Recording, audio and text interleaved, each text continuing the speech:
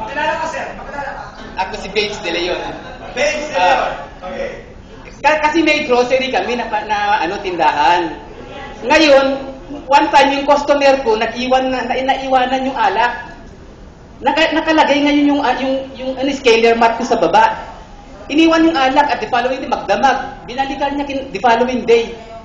Ngayon, nung inuwi niya yung alak, ininom nila doon sa bahay. Ibinalik sa akin. Expired na itong itong alak mo, sabi sa akin. Bakit to? Tinignan ko, bago pa lang ito naisip ko, naiwan pala doon sa scaler mat. Kaya nawala pala yung alcohol na lasa.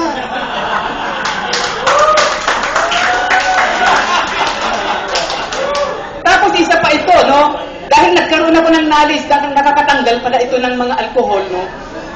Ang second naman, ganito, sabi nung isang customer ko, sabi niya, yung mister ko at gusto ko matanggal ang bisyo. Bakit? Kung manigarilyo, tatlong pack na stick isang araw napakalakas nga. Sabi ko, gusto ko matanggal yan kasi may mind domination itong scaler mat namin.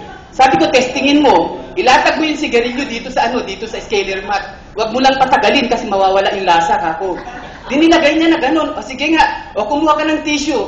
Ipuga mo dun sa tissue yung Ibinuga niya yung buga niya, nawala yung yelo. Supposed to be, kung hindi nakalagay sa scaler mat yung sigarilyo, pag binigwa mo yung abo niya, nagyeyelo dun sa tissue. So sabi ko, sige, maganda nga ito. Ginamit niya ngayon, hindi niya sinabi sa mister niya. Binabad niya dun sa scaler mat yung sigarilyo. Sabi, nagreklamo ngayon yung mister niya.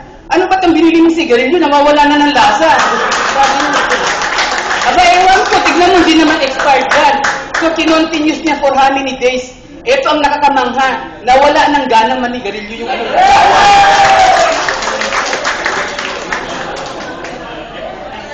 Ngayon, ito pa, ginamit ko na naman ito, sa misis ko. Kasi ang misis ko, namimili ng stock sa Divisoria.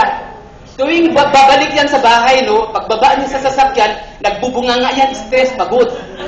Pagod Ngayon, ginawa ko, naglagay ako ng scaler mat doon sa likod niya. Nagbiyahe siya ng Divisoria, Punong-puno. Nagulat ako, namangha ako pagbaba niya sa sasakyan, nakatawa. Nagluto, naglaba pa. Ayan ang mga testimony ko. Kaya ang scaler product ko, malakas, lalong-lalo na yung mat doon sa Montalban. Yan lang po.